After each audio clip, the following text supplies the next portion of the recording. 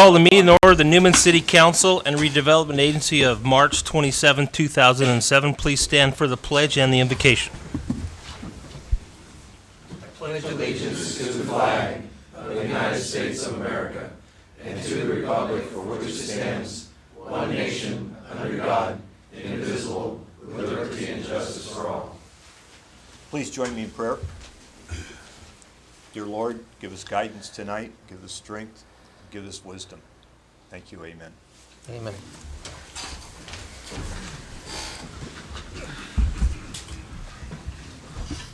I want to apologize up front if I go into a coughing fit. I'll try to get away from the mic. I've got a throat thing going on. But roll call, please.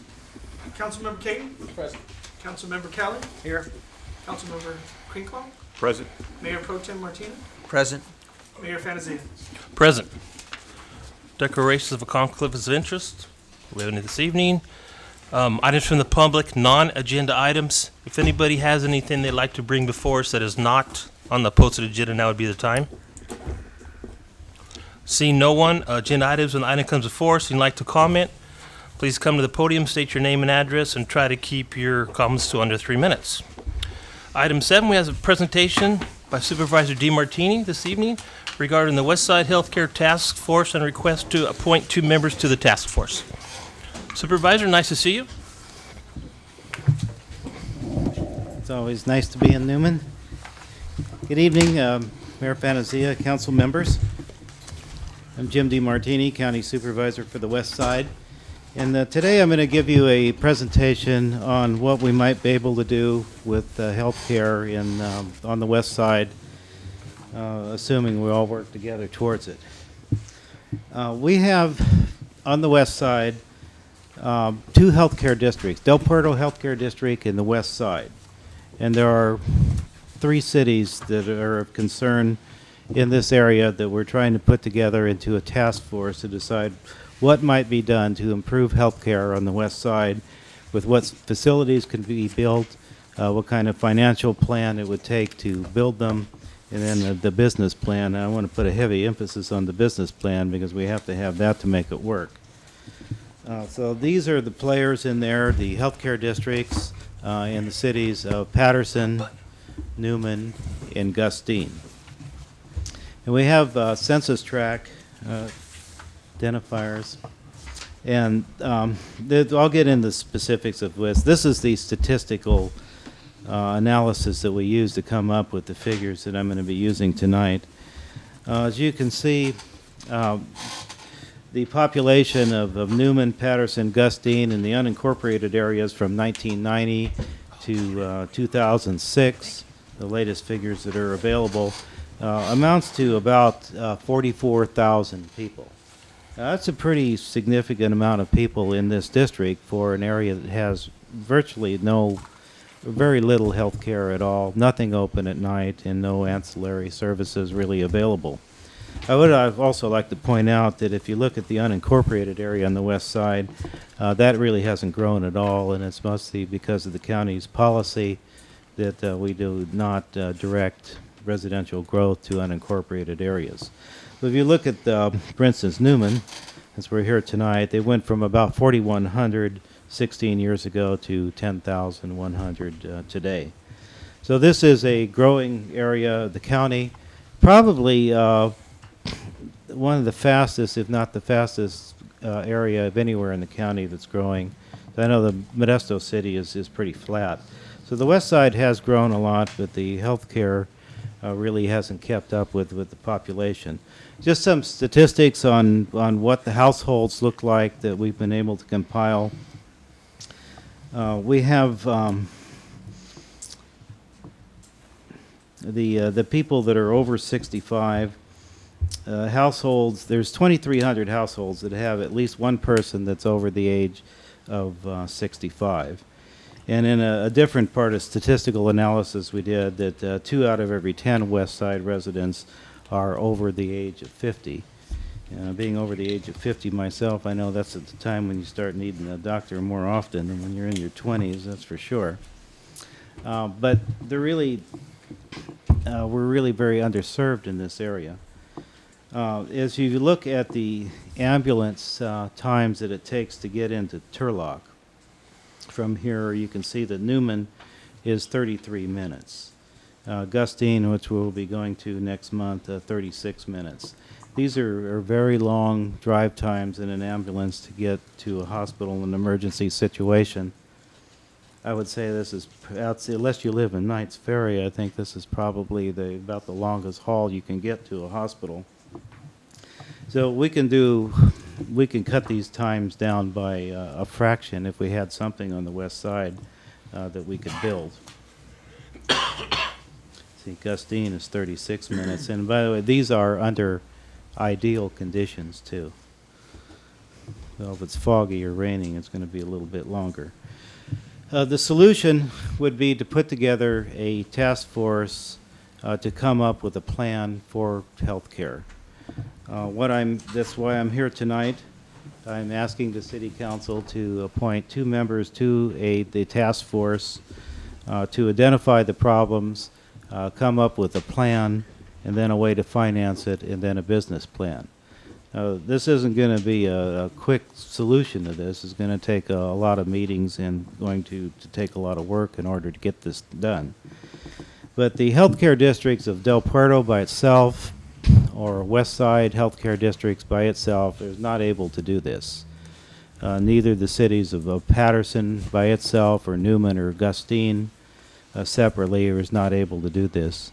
The only way that we will ever be able to build any type of medical facilities in this area will be all working together as one group and considering this one project area. I have been to the 2 healthcare districts, West Side and Del Puerto, and they are fine with this. They have appointed 2 members each of their board to serve on this task force to come up with a plan. The city of Patterson has already done that, and I'm here today to ask you the same thing. So what we would do in our first meeting, which is going to be here at your council chambers on April 26th, would be to analyze where we are, what kind of projects, what we think that we need. And things like radiology, the dialysis, surgical center, and eventually leading up to a hospital where we have 24-hour emergency care in this area. With a population of 44,000, I think that it's possible. The model that we are looking at that we think might be one to consider would be what Oak Valley does in Oakdale. They have a healthcare district just like you have here, but through bonding, and we can also use developer fees, we think that we may be able to come up with the money and the plan to make it work. I realize this is going to take a little bit of time, but I think that if we don't get started on this and try and come up with a plan, that this area of the county will be underserved forever. District 5 is the only district in Stanislaus County that has no hospital or emergency services. District 1, which is Oakdale, has the Oak Valley Hospital. District 2 is Turlock, has Emmanuel. District 3 has a new hospital going up by Kaiser. And District 4, which is Modesto, has both Doctors Hospital and Memorial. And District 5 has nothing.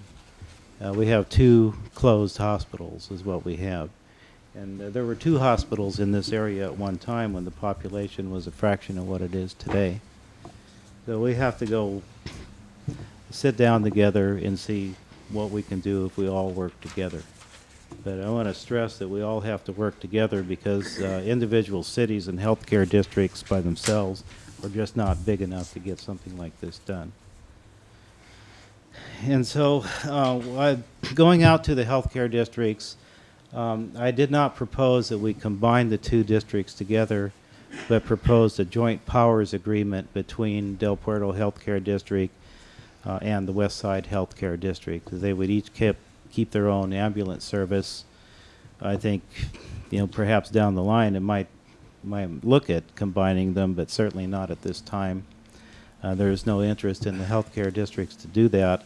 but a joint powers agreement to build healthcare facilities was agreeable to them. So that's what we will do. Stanislaus County will take the lead on this with our healthcare director, county staff, and county council for any legal documents. So what I ask you tonight is to do what the healthcare districts in the city of Patterson have already done, and to appoint 2 members to the task force so we can sit down and see what facilities can we be built. Well, Now we'll be Supervisor, I'll going- go ahead and appoint myself to that committee and join. Okay, that's the advantage of being the mayor. This is true. And I could do that. That's why I have the gavel. Huh? And whoever would like to join me? Ted? Okay. Is everybody happy with that? Since Ted's the oldest and he's going to need health care here pretty quick. So. Him and his cheap Sorry, shot. Ted. Yeah, thank you, John. Well, if we're successful in this, perhaps we can save you a 35-minute ride to Emmanuel. I'm someday. sorry, Ted. That wasn't nice. I take that back. Sorry. I'll remember. I would be very happy to answer any questions about how this would be organized. The first meeting, you said, Jim's going to be on the 26th of... 26th. Of, We were going to do it the April. week before here, but you're having a planning commission meeting. It will be right here in these chambers. Okay. And this will be a session when we just, we will have some things to review in the take-home, and we'll roll up our sleeves. And first decide, do we have a need for healthcare facilities on the west side? That's got to be we have to agree on that first. I think that we can. And then, assuming that we do, what is it that we would like to see built here? You know, I have talked to the county CEO staff and the developer that we have at the developing the air base, and at least at this time, Mr. Camillus from West Park is agreeable to site the buildings there at this time. Now, this is, just tentative, but I think somewhere around Fink Road and 33 in that general area would be the site, since Stanislaus County does own the land in that area, and that's very tentative, though. What time? 7 o'clock, Jim? Yes, I believe it's 7 o'clock. Now, the meetings might rotate from town to town. We'll be going, Gustine and Patterson are involved. If everybody is happy with meeting here, we'll meet here, but we could change. For the second meeting, it might not be a Thursday, it's just whatever we agree on. Right now, we have an evening meeting on a Thursday in Newman. Well, I think it's important that everybody's agreed to at least meet, agree to meet, and then go from there and set a schedule of meeting dates in the future. Yeah, it's just getting this first meeting together is you're taking a lot of time putting this thing together, but they're very appreciative that you've will join the task force, because it's your own best interests for the people in this area to try and make this work. And Gladly participate. Keith Boggs and I will be off to Gustine to make a presentation to their council on April 3rd. And they have already been contacted. They know why we're coming. And I have had a meeting with the mayor and have already talked to the city manager. Okay. Are there any other Any questions? questions? That'll be the end of my presentation. Thank you, Supervisor. Jim, I just say you're to be commended to take on something as big as this, because it's something the west side needs, but as you know, in the past, there's been some difficulties getting the census number of people to use the facility, so if we can find some way to do that, of course, it will be successful. Well, this will be a hard thing to put together, but I'm Yeah. willing to put in the time and the effort to try and make it happen. But thank you. Thank you, Jim. Public hearings, we have one this evening. Medical marijuana dispensaries, 1-year extension of the emergency interim ordinance prohibiting medical marijuana dispensaries in the city of Newman for further 12 months. Pursuant to California Government Code Section 68558. That's almost my whole report. You're done? Oh. Yes, Mayor and City Council, I came before you on March 14th, 2006 regarding this issue, and that was for a 45-day interim ordinance, emergency ordinance. Again, in April of 2006, we extended that for 10 months and 15 days, and now we're looking at continuing it on for another 12 months. Reasoning for behind this is basically we still have, there are cities that are under the gun for this issue right here. They still have lawsuits that are pending. We're wanting to find out what the outcomes of those are. And it gives us an opportunity to be able to research further and find out what those outcomes are and come back with an ordinance that's going to be able to meet the law and without any kind of issues at that point. So with that, I'll be able to answer any kind of questions you may have regarding this issue. And this is just for dispensaries. It's not just medical marijuana cards or anything of that nature. Mike, how many people here in Newman, anybody have an idea on this, would require something like this? You know, I don't have, there's no database that goes after the cards that are issued out, so I have no idea at this point. How about, then why would they, how can they defend putting one here then? Well, what I'm looking at is basically the other cities have put such an ordinance in place that would forbid them from actually putting one into their jurisdictions. We're wanting to make sure that our jurisdiction is also one of those that does not allow it until such time that it's by law has been adjudicated. So what I'm saying is if we don't put something in place, we would be the only city in this area in the county that would not have it in place and nothing to stop them from putting a dispensary within our community or without some limitations. Where would they get it now if they needed it? And God knows, I think it's a great, I've never tried marijuana, I'll just put that, Bob, you getting this? Never smoked in my life, never tried this stuff, but I know a lot, I seem to have a lot of people getting sick and with cancer, and they're going through this stuff, and it's the only thing that helps them, get over that. So, I mean, but I'm just curious to see, where would they get it now? Well, there's nothing in the law, well, They grow. federally, you cannot, you're not supposed to have marijuana. No, I period. but the state of California. Under California law, you are able to grow your own marijuana at this point for use, not over 13 plants and those kind of things, just for personal use, and you have to have the medical marijuana card, which is actually through a prescription by a licensed doctor. So, and there are some dispensaries still active in the Bay Area and on the coast. Yeah, I remember the Bay Area, they would close those down too.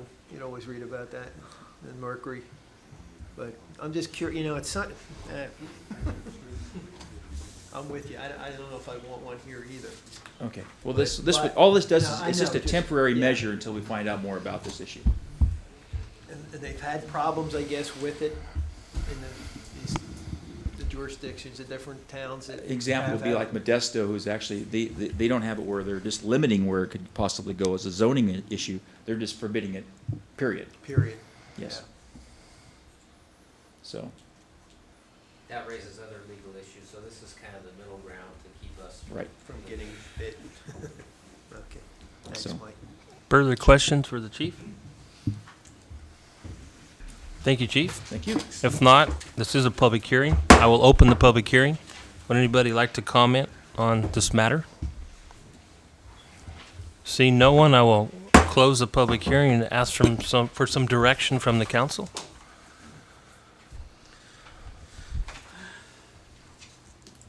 I would move to approve the one-year extension of the emergency interim ordinance prohibiting medical marijuana dispensaries in the city of Newman for further 12 months pursuant to California Government Code Section 65858. Do we have a second? Second that motion. All in favor? Aye. Opposed? Motion passes. Thank you very much. Item 9, consent calendar. Item A, approval of warrants. Item B, approval of minutes of the March 13th, 2007 regular meeting. Item C, adopt resolution number 2007, next to number, declaring certain personal property surplus property and authorized disposal or sale of property and transferring found property to the city of Newman as followed by state law. Questions? I move for approval of consent calendar. question, hang on. Bob, real quick, I'm sorry, buddy, real quick. Mike, have they volunteered this stuff to the schools? Rick, is any good? Well, the first step is to surplus it. Oh, surplus it first? Yes. Okay, I know if there's anything any good in it. Yeah, yeah. Gotcha. I just laugh because we try to get rid of We do the same thing about 3 times a year. Oh, do you? Kelly, we take their hand-me-downs. Maybe we could trade, Rick, back and forth. It'd be a good flea market. There you go. Further questions? If not, direction?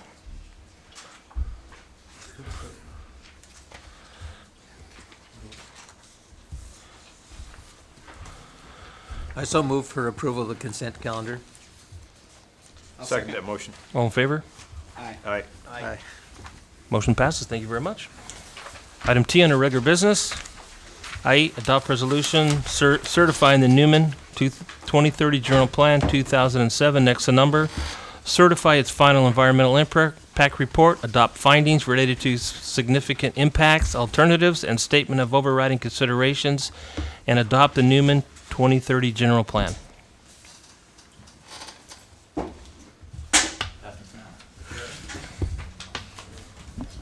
Good evening. I'm David Early with Design Community and Environment. I have had the pleasure to address you a couple of times on this item, and as you'll recall, about a month ago, you had a full staff report from me. I'm not going to go through that staff report again. You had a public hearing, and there were some questions raised. We have since issued a memorandum to you addressing all of those questions that were raised. There was some additional work regarding the school district language that was called into question. We've made some very slight changes, but important changes to the wording that's before you this evening, and I'm available to answer any questions about that item or any others. As I understand it, the public hearing has been both opened and closed. It would be appropriate if the council desires to take public comment on, particularly on the small changes that we've made to the errata document, or if the council desires any other items, but I'm not sure you're bound to do that. We're available to answer any questions you have, to walk you through the various actions that you need to take, because it is a little bit complicated in terms of certifying the EIR, then adopting the other necessary resolutions before you can adopt the plan, and then we would welcome your action to make those actions and then ultimately adopt the general plan.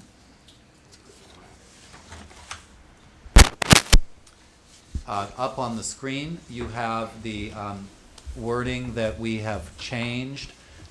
This is we made about 3 changes, but the most important one was this one. The paragraph below has been replaced in its entirety by the paragraph up above. And what we've done is eliminated a requirement in the general plan that developers would enter into agreements with the Newman Crows Landing Unified School District to ensure the availability of adequate school facilities. And we've eliminated that because we had some concerns from both your city attorney and from the development community as to the legality of that requirement. We've replaced that with a requirement that has been approved in concept by the school district as well, that says that the city itself shall only approve a master plan upon making a finding that the students to be generated by the plan's development can be accommodated in the school facilities. Now, that can be done through an agreement with the school district. It can be done based on other information that might be provided by either the school district or by the developers themselves or the city staff or other entities, but it puts the burden to make that finding back onto the city itself, thereby avoiding a possible issue with the bottom language that had to do with the city ceding its land use authority to the school district. So we feel that we've addressed that through this new requirement that replaces the one down below. I mentioned that there are a couple other very minor changes to the wording that is before you this evening. I can talk about that if you'd like. And otherwise, again, I'm available to answer your questions. Do you have any other slides? I don't know about. Would anybody like to comment on these 2 items up here that were reworded? Everything thumbs up? Yeah. Go ahead. Go up there. Yes, yes, please.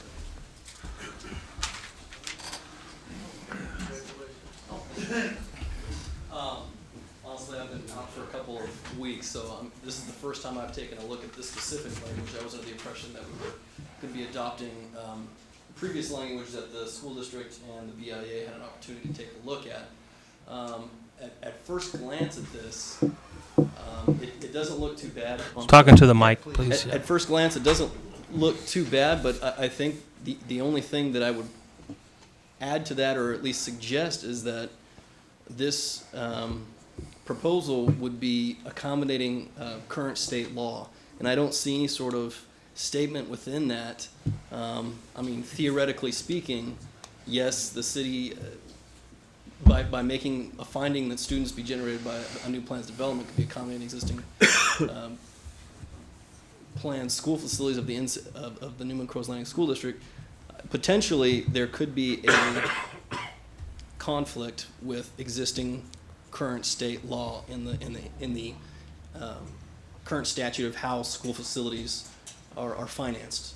So that's the only. I mean, obviously this is my first take at this language, so I haven't had a whole lot of time to look it over. But if there was any way to incorporate something along the lines of keeping it consistent with California state law, I would find that very important. But obviously this is a little late in the game for that.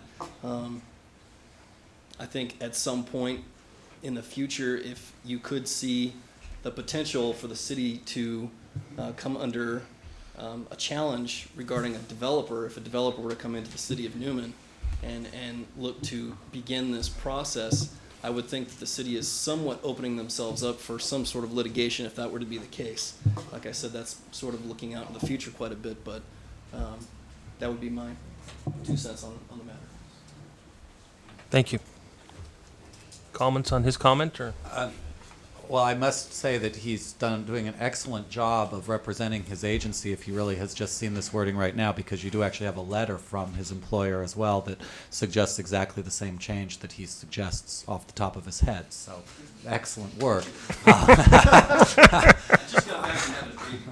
Well, congratulations. Congratulations. We did look at this issue as well, and Michael and I have thought about this. This is wording that we did look at with the school district without the clause saying in conformance with state law. And although that wording was subsequently suggested by the home builders in response to the language having been sent to them for review, I think my position would be that the city would, of course, never do anything under this general plan that's not in conformance with state law.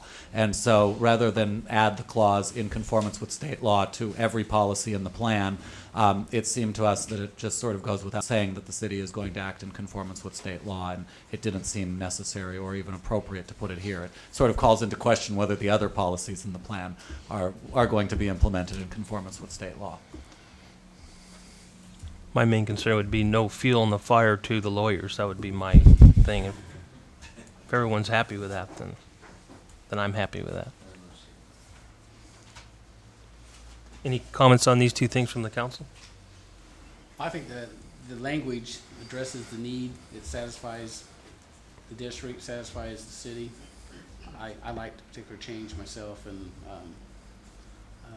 despite BIA's concerns that we should add additional language according to law, I like it. Let's go with it, and chips fall where they may. I think if the BIA is worried about the school district and the city getting along, that's a good thing maybe, huh? No offense to you. Yes, Mrs. Ramos. Why was the district-wide support removed? I can speak to that. Does that mean the general public? Is that what that means, or does that mean something else? There's actually only a very technical reason it was removed. The term school facilities in the upper language that's up for adoption is capitalized. It's there. It is, which is to say, it's a term of art that's defined elsewhere in the general plan. And elsewhere in the general plan, the term school facilities is defined as including both permanent and temporary school facilities themselves, as well as the support facilities for district-wide operations. So that whole set of things is actually defined elsewhere. It's not being eliminated from this particular clause. It's just that it doesn't need to be restated because it's capitalized, it's a term of art, and it's defined elsewhere.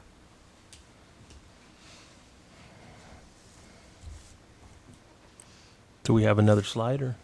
I think these are all the slides we've got. We do have the maps if anyone wants to look at any issues there, but again, we turn it over to you for your consideration at this time. Guess we'll send it back to the council then. Comments about these two items or anything else that's been brought up, or Not in these items. nothing down this direction? I know there's been a lot of people concerned about where we were starting, in the different 1, 2, and 3, and 10 and 15 and all those things like that. And questions have come up through LAFCO, and I've been in contact directly with them myself since I am a new board member on there about identifying a primary sphere.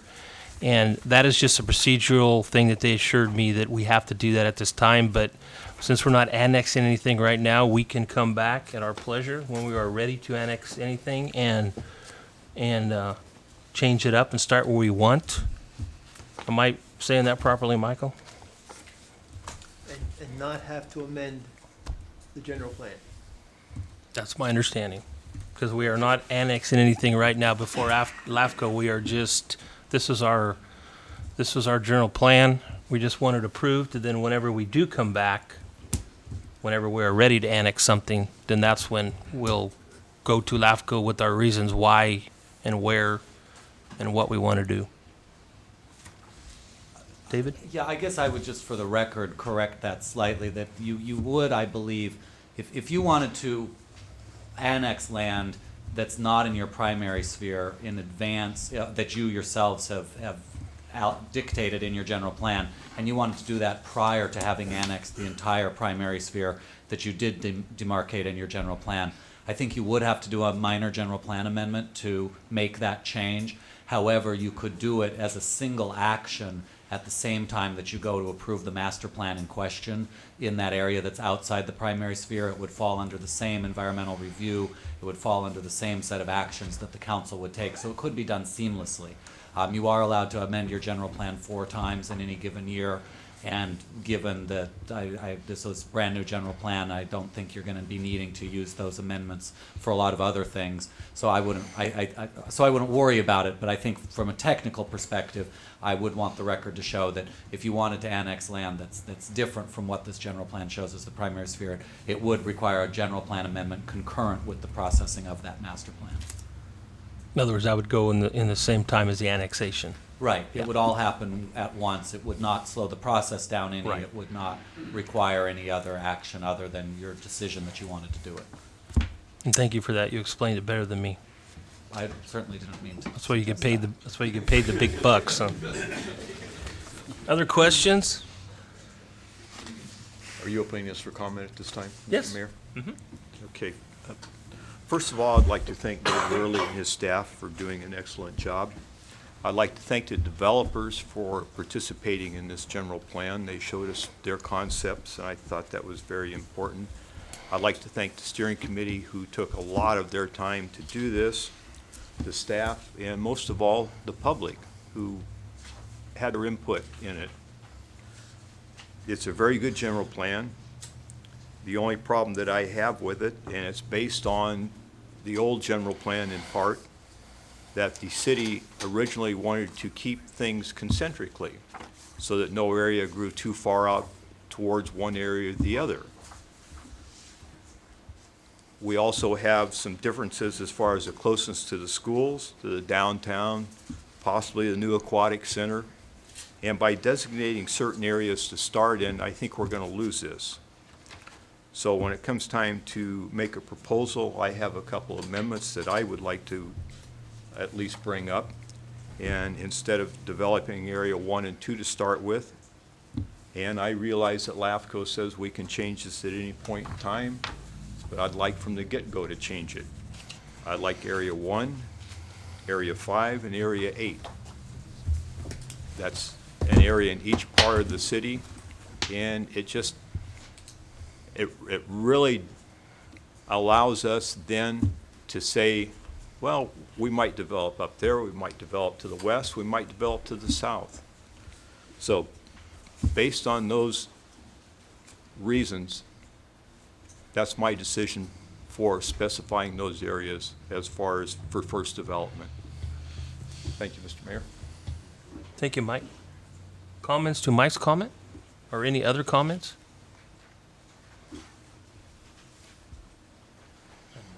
No, that's, Those areas are? Yes. I mean, that's Area, short than that. area 1 would be to the Do we northeast have corner, a pointer? right there.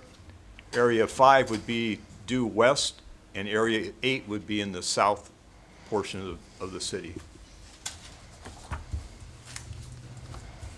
That's not a motion at this time. It's just open for discussion. I think I see what you're getting at, but I don't know how that would work. I mean, to me, you know, we've talked about master planning whole areas the whole time. I don't know how individual areas like that, you know, in other words, one's 146, one's 211, one's 158.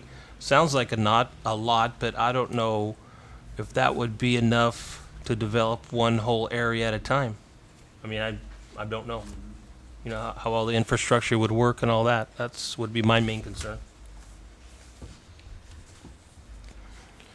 I don't know how that would work through LAFCO for 3 different Pacific spheres either. I don't know if they would go for that or not. David? I could speak to that, and I certainly appreciate the comments made by the council member. I think that, you know, it's a difficult choice, and I understand the desire to maybe try and spread things around a little bit.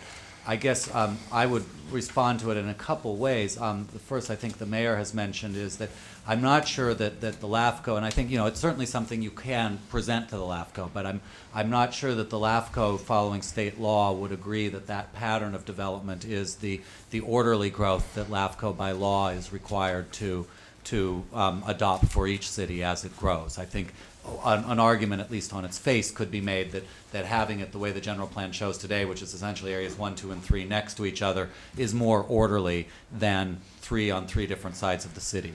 The second point, which I think the mayor made also, and I would be a little bit concerned about, is that the advantage of having 3 areas moving together that are next to each other is that it is possible then to do infrastructure planning for that area as a whole at one time. We have tried to set these areas up so that each of them is the size of a new neighborhood, and we've specifically stated that there would be a limit on the number of them that move forward at one time.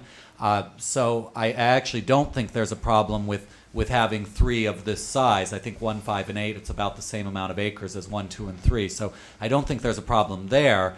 But I do think there might be a problem for the developers as they come together to try and plan their infrastructure and not be able to make connections, say, from Area 1 through Area 2 out to the highway, which you would need to be accessed, or similarly to get piping from this area to the sewer treatment plant. Area 1 is going to have to go through areas, Area 3 is going to have to go through areas 2 and 1, and that would be a little more difficult if they're for some of those to work.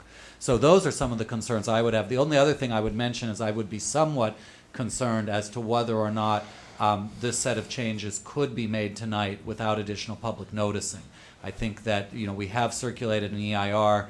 I'm not sure if we look for additional environmental impacts of 1, 5, and 8 instead of 1, 2, and 3, if we would find a lot of impacts. But the EIR is also a public disclosure document, and if the public has not had a chance to review that its entirety, I think you could face some legal challenges. So I think if you did want to do that, I think I would probably advise you to direct staff to do that, actually to reissue the EIR, at least with a brief memorandum, for an additional 30 or 45-day comment period. Let that comment period close, respond to any comments you receive on that, and then bring this matter back. So you would probably be looking at about a 2-month additional time period in terms of being able to act on the general plan.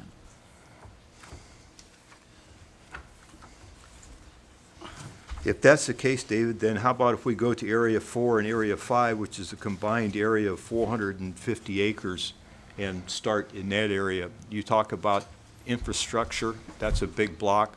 To me, that's always one of the problems, that how are we going to get the sewer drainage across town from that area to the sewer farm? Or do we form a new sewer district out there and make a new sewer farm? I think if you chose areas 5 and you said 5 and 6, right? 4 and 5. 4 and 5. If you chose those, they are contiguous with each other. It would offset a number of the comments I just made. That would be only 2 areas as opposed to 3, which are in the current proposal and which was in your first proposal. So I might suggest you would do 3, 4, and 5, or 4, 5, and 6. But that would not address my concern about possible recirculation. Again, I think you have published this and let people comment on it from the perspective that 1, 2, and 3 are the ones moving forward. And I would be somewhat cautious, and I would actually defer to your city attorney, but I would be somewhat cautious about taking that action and adopting tonight without additional public noticing and opportunity to comment on it. I think part of the problem that I'm having, and I appreciate Councilman Crinklaw's comments, but the biggest issue I have is this process is 14 months in the making. A lot of hard work went into it. A 9-person panel worked long and hard. Got community input. I look at this general plan as an extension, basically, of our last general plan. We just built on it. I just don't feel comfortable changing the direction that committee worked on and put together. I think there was public input from developers, from community members. The direction was given in what was thought was going to be the best way to go when we do plan future growth. I'm not sure I'm comfortable with changing what's been put in place, what's been hashed out over and over and over. And so, but I do understand what Mike is speaking of, but I just have a difficult time at this point making a change in the direction that the general plan has already stated for us to go. Well, I agree with Mike, totally, but I also agree with Ed. But is 2 months going to kill us? But the thing I want to know for sure is that if we do pass it, that we're not locked in to the areas 1 and 2 and 3. We're not locked. That's what I want to make sure. If we are, then I would wait the 2 months. If everybody agrees. Again, in adopting the general plan as proposed, you would be doing 2 things, and I want to be very clear and fully disclosive of them. The first is that you are saying that under the current general plan without an amendment, that areas 1, 2, and 3 would be the first to move forward. And so if you wanted to entertain a proposal for one of the other areas, you would have to go ahead and entertain that with the understanding that part of its adoption would be a general plan amendment. The second thing you would be, and I think you can do that, you could say to someone, we're willing to entertain this, bring it forward to us, and just, bring to us language that amends the general plan at the same time. The second thing, you are going on record as saying, and I want to make sure I got this right, I think it's only 2 are to move forward at any given time. And so you could not, once you had approved 2 of them, whether it's 1 and 2 or 2 and 3 or 3 and 4 or any others, you could not approve a third master plan until either one of those first 2 had been built out or you had also amended the general plan in another way to allow more than 2 to move forward at once. And I think you'll remember that the reason for that limitation is following the model that we saw in Turlock, which the committee looked at. The idea is to try and really focus development in a single area of the city at a single time, thereby ensuring that services are provided in a cost-effective way and in a timely way, and that there really is good, solid planning rather than the city dispersing its energies in 5 or 6 or 8 different development areas, and the development then becoming perhaps less well planned. And so that's the reason for that limitation. If you wanted, you could certainly, and particularly in 3 or 5 years, or even 1 year, if you've got 2 underway and you feel like they're going well, and you feel confident enough to amend the plan to allow a third to move forward concurrently, that's a general plan amendment you could make at that time as well. Oh, and Michael's just reminding me that the language in the general plan regarding this issue of 2 is not a requirement with a shall, it's advisory with the word should. So you could actually override that just through your own, without even amending the general plan. So I misspoke there.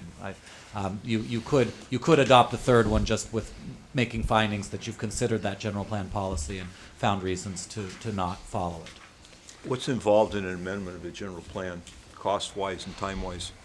Well,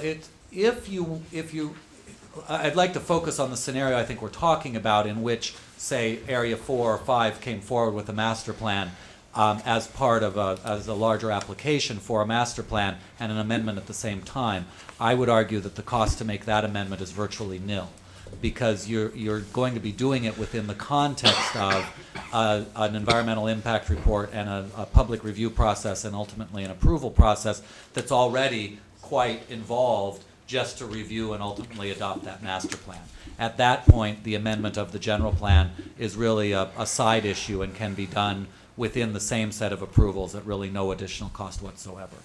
So- I don't want you to think that always amending the general plan is always that easy, but if it is as part of that larger action, I think it would be almost costless. So by approving areas 1 and 2 does not stop area 4, 5, 6, 7, 3, and 8.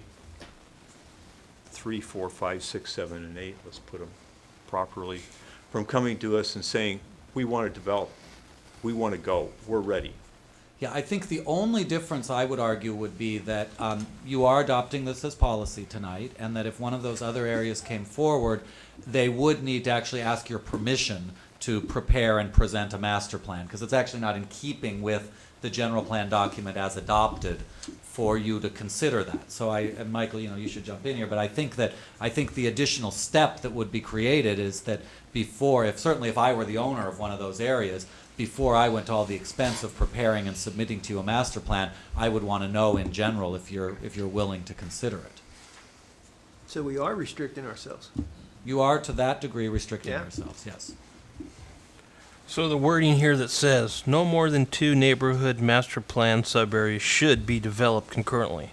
Should, Is what does that permissive mean? language. That means we can necessarily, You can override that by making appropriate findings that you're fulfilling the goals of the plan, although you're not fulfilling that particular language. It's advisory language. then where it says, before development of the 3rd master plan sub-area could be initiated, one of the 2 master plan sub-areas developing concurrently must be substantially completed. So substantially says 80%. it could be 5% completed or If you 10% find that to be completed. substantial, that But it was 80%, wasn't it? It was, Yeah. before. there's no legal definition of substantial. So it would be, Well, that's why we took out the 80 and put in substantial. Yeah. To leave flexibility for the council. And we made these changes because in reviewing what was originally where the shall for the 2 neighborhoods instead of 3 was a little prohibitive, and it may have tied future council's hands in terms of financing plans for future surface water treatment plants. So we moved that to a should, that's not so prohibited. Same thing with the 80%, I know that was an original, or shall be completed. We changed it to substantially, again, that's a call that the council seating up here at the time can make a decision and make the findings appropriately to justify any action that we know. Let me ask you this, since we're asking questions. What happens if we went to LAFCO and said, we want all our areas in the primary sphere of influence? well, LAFCO actually defines your primary sphere of influence as the area, and I don't have the exact, it's about 10 years, 0 to 10 years of annexation. We've done calculations that show that even at the recent rates of growth in the early part of this decade, when the city was growing quite quickly, that you probably won't even fully develop those first set of 3 areas, whichever 3 they are, within that 10-year period. So I think you would have a hard time convincing the entire LAFCO board that you need the entire sphere within your primary sphere, because it just doesn't really meet the LAFCO's definition of what the primary sphere is. Even though we have obviously a lot of areas still in the whole planning area, you don't think they would go for that, huh? You are a LAFCO board member and I am not. I certainly Yeah. can't speak to how the LAFCO would vote. If I were a member, I would be looking quite closely at that stipulation that says the primary sphere is to be a 10-year land supply. I'm just trying to set a new precedence here in the county. I'm just asking questions, so. I would point out, I think that the primary, I hate to use that word a second time, but the primary issue here is not so much what you put in this primary sphere, so much as it is the fact that you're also saying through this general plan that those 3 areas, 1, 2, and 3, are the first to move forward, and that only 2 should be developed at any given time. So those, I think, are more important than whether they're in your primary sphere or not. You're adopting policy that says you're going to try and do this in an orderly fashion. You're only going to have 2 at the same time, and you're going to begin along the northern edge of the city. And the reasons for that, as I think you'll remember, are because it's most accessible to Store Road and Highway 5, and it does already have the best access to both sewer and water service of any of the other areas surrounding the city. And so for those reasons, and better access to jobs and new jobs coming in, we hope, along the Highway 33 corridor in that northern area of town. So because of those reasons, those are the reasons that the planning, or the committee, and ultimately the planning commission put those first 3 areas in, and all of that information would still be there, still be in the plan. Yeah, but I still have a problem with that and the fact that we're looking at building a new aquatic center on the corner of Merced Street in that area. You have your schools over on the west side, develop area 1 and 2. Your kids are going to have to walk all the way across town to go to the swimming pool. They're going to have to walk all the way across town to go to the schools simply to satisfy the requirements of a simple sewer hookup. I have a problem with that. 2 of us do. You talk about building neighborhoods. Well, it's pretty hard to build a neighborhood when you have to walk 1.5 miles to get to the swimming pool or to school. The heart of this town is downtown. Everything just generates from out of there.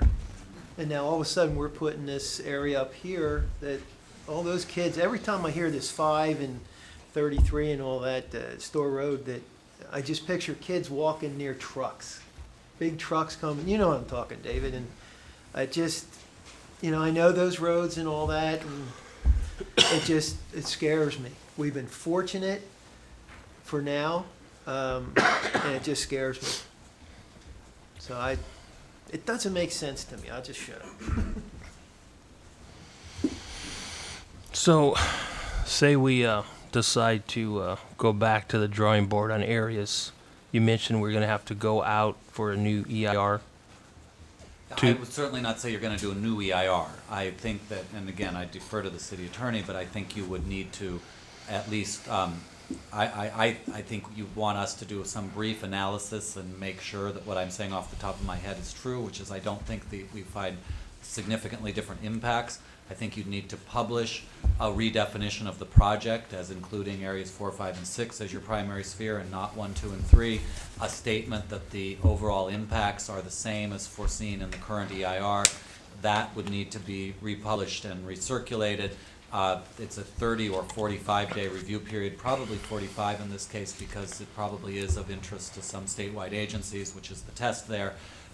Then it would probably take us about a month to respond to any comments and be back to you. So we're probably looking at 2.5 months to get that done. I would agree with that. As this matter came up, I looked at the comments from the public hearing, and I think when you look at that, I would agree with it. So you have to. And it's probably really 3 months. It'll probably take us 2 weeks to get that thing ready to be published, then 6 weeks to have it in review, and then another 4 weeks to get it all ready and back to you. Cost figure on that? Boy, I don't usually quote my fees to the city council off the top of my head. It's somewhere between $5,000 and $25,000. Can I leave it in that kind of ballpark? Pretty big Write ballpark. that down. Yeah. Well, seeing the fact that we spent $250,000, I don't, that figure, the bottom figure doesn't bother me. The bottom figure. The starting figure? That was the generous one on the top. I would think, Mr. Mayor, that you should get the consensus of the council first to see if we want to proceed in that direction or not. I think we have 2 already that have made that point, right? And I guess I will join you because I think everybody needs to be happy here. And if the council's uncomfortable, I would sure like us to go, when this is all said and done, to a unanimous vote on this thing. So I would concur to go with the lower figure that David mentioned. Yeah, And I also. Go ahead, sorry. I'd also concur. I just think that it's important. We waited this long, let's do it right.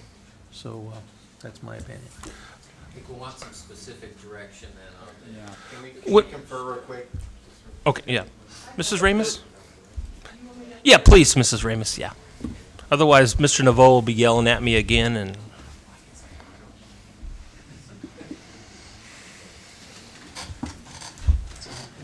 Mary Ramus, 1030 Orris Timber Road. When I went to a lot of these meetings that were held as a resident of the city, well, not of the city, but of the community, and one thing that came through was to preserve as much of the agricultural land as you could, and I have heard no mention of that. Yet areas 4, 5, and 6 are good agricultural land. Up on the other area towards the river, we know there's a high water table in that area because they've put tiles underneath to keep the water table from coming up. And I would hate to see the switch swing over to the other side of town and take whatever land is there. Because the way this country is going pretty soon, we're going to end up paying for food like we're paying for the gasoline now, because we're not going to grow our crops anymore here. They're going to be grown out of the country, and we're going to be held hostage for our food. If you want to make a second pool across to serve the people, I say fine, go ahead and do it. Because if you're going to have this large of a population, you need to have something on the other side of town. I say make a pool over there. If the reason you're having the pool over here is to be by the schools, well, you're building a school over there too, so put one in that area. That is my comment. I just want to say what came out in our meetings was to preserve the agricultural land, and those lands over there do produce good, because I see the crops that come up over there. Thank you. thank you, Mrs. Ramus. You guys done Mrs. conferring? Ramus, I'd like to comment to that. That's how I make my living, and I'm very aware of that. And you're absolutely right. It is very good agricultural land, and stuff on the other side is not quite as good. I do agree with you. Thank you.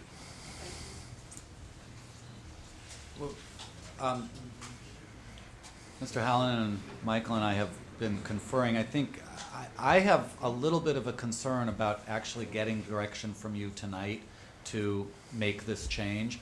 And let me just explain why. The reason is that this has been an issue that's been discussed multiple times in front of the committee, the Planning Commission, and the Council.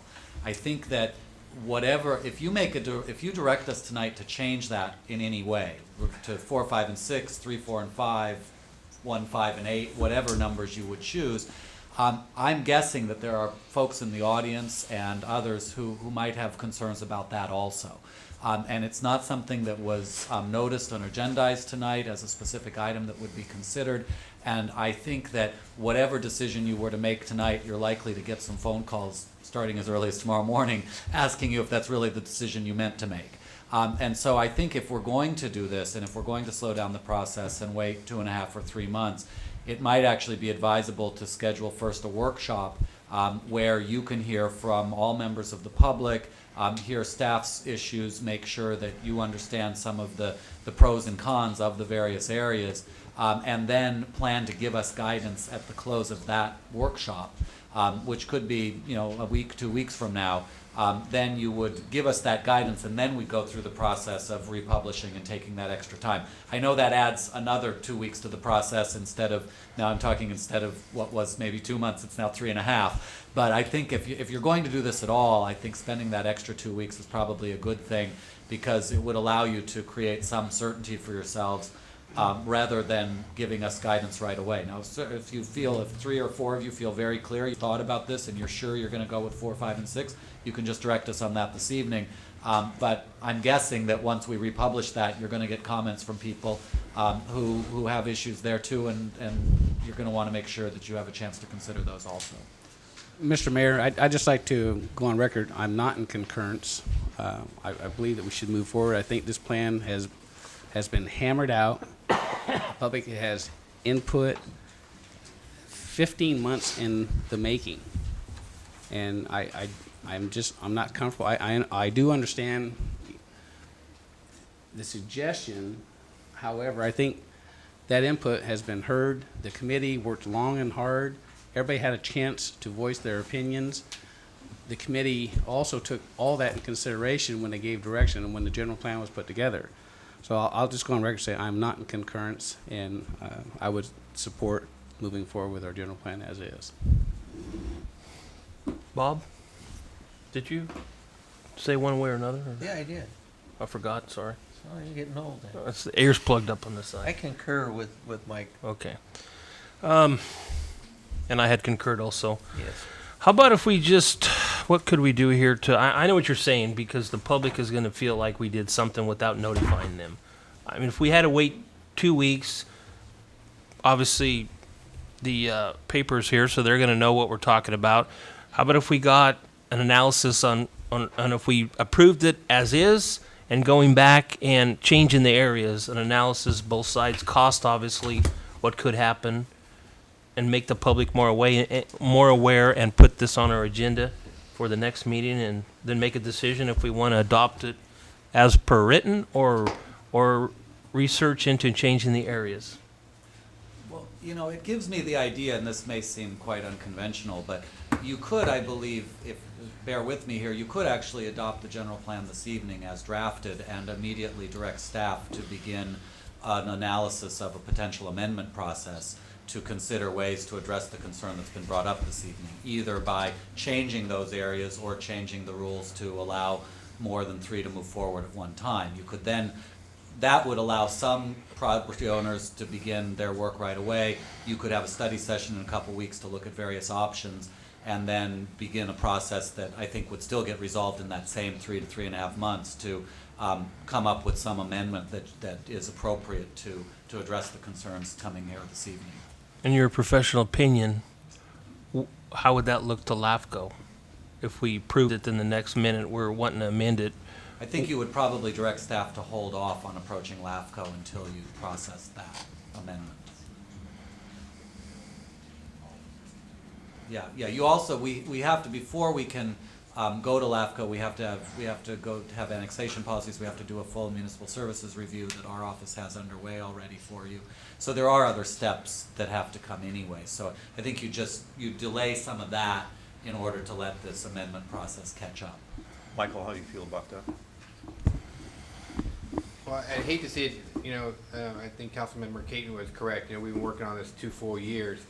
And they worked fairly diligently on it and looked at a lot of these issues.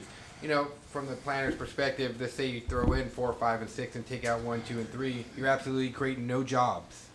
There's no commercial and industrial land out there. Those are solely residential areas. When we went to the community workshops, high on the list was job generation. Schools, job generation, and comprehensive master planning. Those are the 3 things that we heard over and over and over. Those are the things that we took into account when we went forward on this. I like David's idea. If you really want to look at this again, maybe we do a workshop and we look at the pros and cons versus 4, 5, 6, or whatever those numbers are on the west side versus the other ones, and you can look at pros and cons to any kind of solution of what that brings. So we can look at that, and maybe that would answer some of the questions that the council has when you look at those pros and cons to doing 1, 2, and 3 as your primary versus 4, 5, and 6 versus 6, 7, 8. You can make those up, or 1, 5, 8. You could talk about those and a pros and cons kind of perspective, and then that would give you some guidance on there. I'm not sure you directly answered the question. How do you feel about the idea of adopting with the direction to begin immediately the process of amendment? Well, It's kind of a goofy idea. Yeah, it is a goofy idea. Yeah, I don't like that. But what again, obviously as staff and working on this, we put a lot of hard work into this and we support this document. But I'm all in favor of adopting annexation policies. We'd like to hear what the council wants, what's important in terms of putting these master plans together.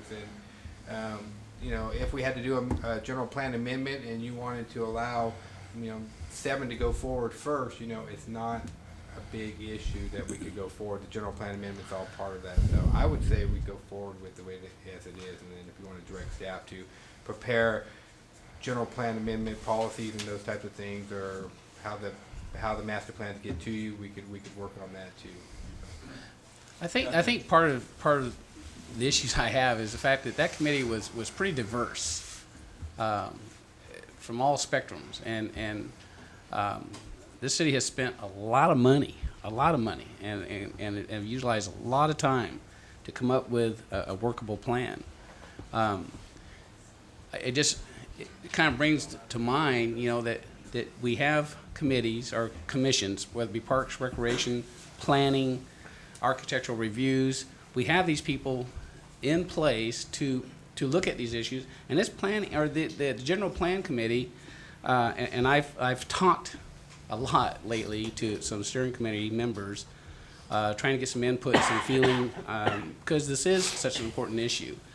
And I just have a problem when we have, 9 hardworking committee members who gave their soul to this project, and now at this stage we're almost saying, well, thanks for your effort, but we want to go in another direction. And I think all this stuff was heard. Everybody had an opportunity to express their feelings and have their comments, and I'm just having a real difficult time, and I don't think I can support changing at this stage of the game after so much effort has gone into this document and so much hard work, and the 9 committee members that were on there, and I didn't get a chance to attend all those meetings. I went to quite a few, and there was a lot of good discussion, and some was heated and some wasn't so heated, but they worked out these resolutions. So for me, it's difficult to want to change, and now it's down crunch time. Now we're talking about putting it off again another month or two, and I just don't know that's valuable use of resources. I guess that I understand completely what you're saying, because I was one of those 9 steering committee members on there. But I guess, things change. These general plans take so long from start to finish. Things change, economics change. Obviously, we want to, number one thing is to get jobs. That's our number one thing. We talk about it over and over again. But then I look in our industrial area, we have 3.5 acres of shovel-ready ground. Everybody wants shovel-ready ground with rail access that we can't even find a taker for. So, that's just something to think about also. Councilman Caton, you're absolutely correct in the fact that a lot of people put a lot of time in this, and I understand that, and I thank him. One of the things that we get to do is to exercise a democracy, and we get to vote as 5 individuals. I am willing to postpone this, or ask for a 2-week postponement, and any of those 9 people that are on that steering committee or any other public members, I would be glad to discuss fully with them, and in 2 weeks come back and look at it again. I was one of those 9, and I did not understand it, to be honest, till probably a couple months ago when I really looked at it. So I was there every meeting and heard all the arguments, but it didn't make sense to me then. There was a lot thrown at us, as you can understand, at those meetings. And finally now, I have my own ideas now, but I didn't understand it then, to be honest. Sleeping? Not sleeping, just too much knowledge. No, I agree. There's a lot of information to digest, that's for sure. Okay, gentlemen, what do we want to do here? I say put it off until our next council meeting. Is that an official motion? I'll make that motion. I'll second that motion. So to motion on the clarify for the record, you're asking that staff schedule a study session at your next regularly scheduled council meeting, at which you will have a focused discussion to take both public comment and have your own discussion to consider this one item about the general plan, and at the close of that study session, you will either adopt the general plan as proposed or direct staff to make changes on this one item and then recirculate the plan in its EIR relative to which planning areas would be in the first wave of development. And maybe you could come back with a cost analysis on timeline and a better cost on what that would take if we did go back and change up the areas. And I don't know when your next meeting is. I'm not 100% sure I can be here, but Should I check that? Is that relevant? April 10th?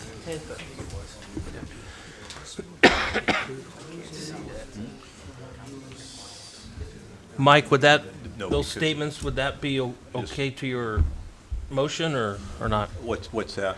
What, Yeah, if you want to do that, I would just like to get the input of the 9 members that are on that committee and see what their feelings are about my proposal.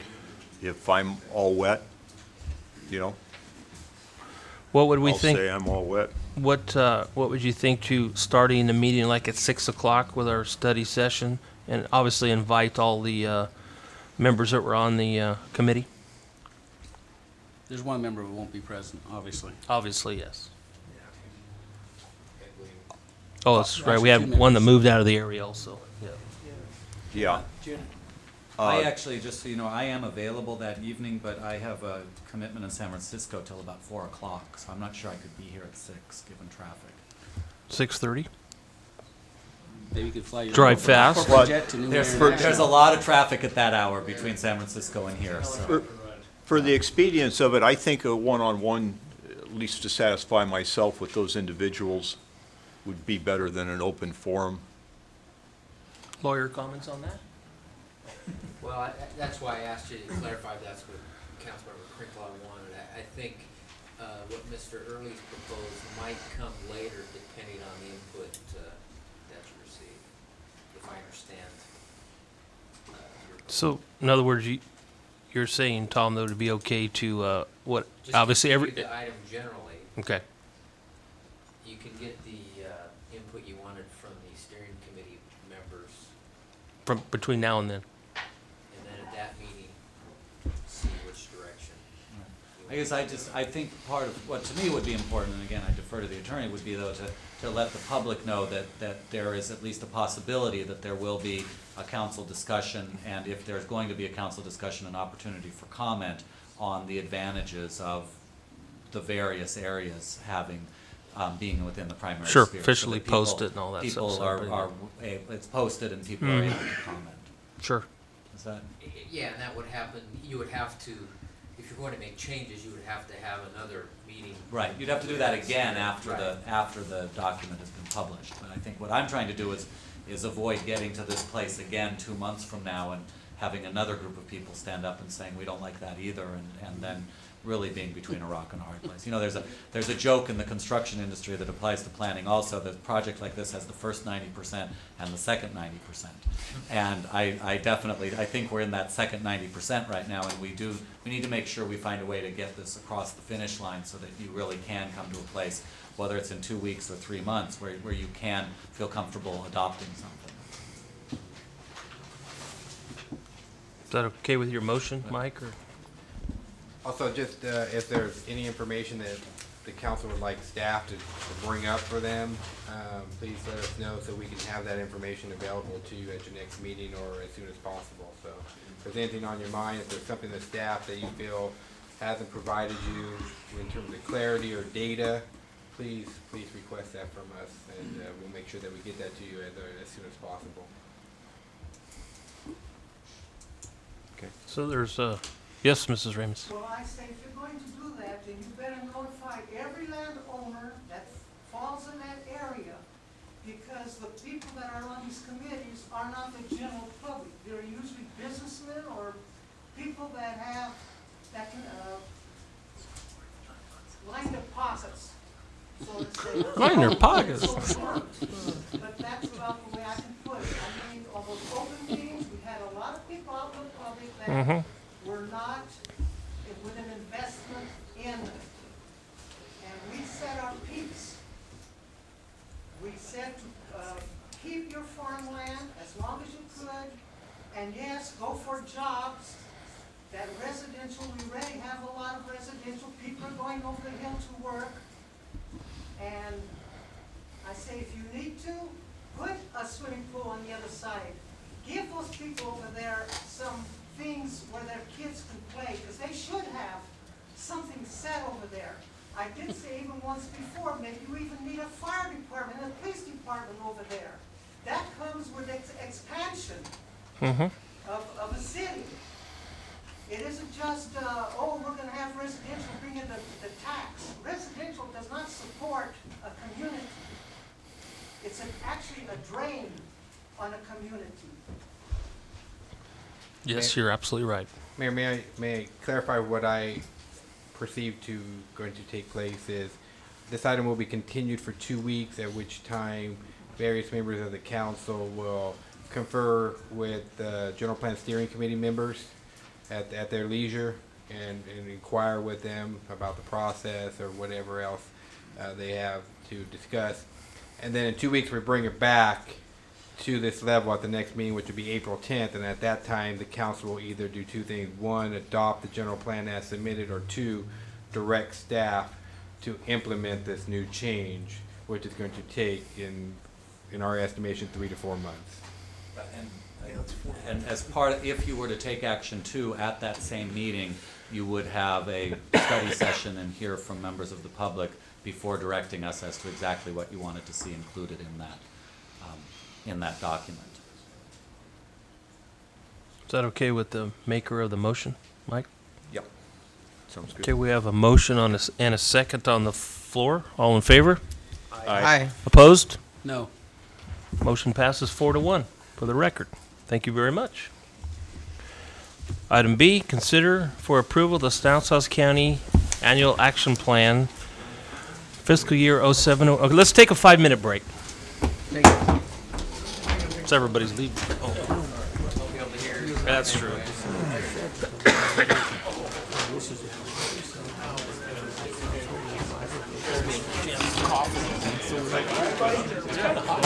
Yeah, I got some Ricola or whatever. I might have to go to the doctor tomorrow. My wife came after her in 2 weeks. She goes, you probably should go to the doctor. See you guys, thanks for coming. So I said, oh, she finally convinced me. So I can't. I don't let him for a week. Nobody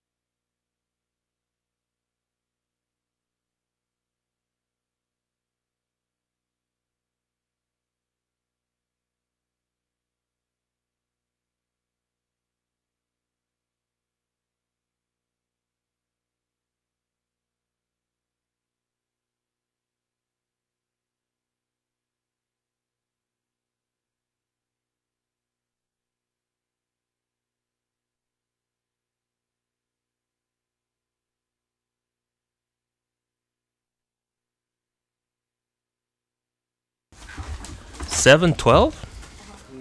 Wow. An open 30-day public comment period. Our assistant planner, Stephanie. Our assistant planner, Stephanie Garcia, will be leading the presentation. First time. I don't think they're on. Good evening, Mayor and Councilman. Today we are opening up a 30-day public comment period for the Stanislaus County Annual Action Plan fiscal year 07-08 and Consolidated Plan fiscal years 07 through 12. At this moment, I'm asking the council to consider adoption of plan at the end of the said 30-day period, which will conclude on April 24th. During the April 24th meeting of the City Council, we will disclose any public comments that were received either at City Hall or here at the public hearing, and hopefully approve the plans for the county.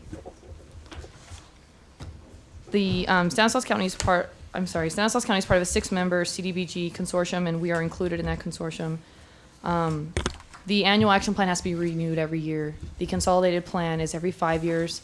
2007 was the conclusion of the first 5-year consolidated plan that Stanislaus County was, since they become entitlement. So they are just simply renewing both plans. Are there any questions? Questions for Stephanie? No. Pretty much cut and dry, something we Just opening up the do public every year. period and considering your approval 30 days from today. If there's no questions from the council, some direction then? I'd move to approve the Stanislaus County Annual Action Plan fiscal year 07 to 08. Consolidated Plan fiscal year 07 to 12, and open 30-day public comment period. I second. All in favor? Aye. Opposed? Motion passes. Stephanie, thank you very much. Thank you very much, Councilman. Thanks. Item C, discussion on parking violations by resolution.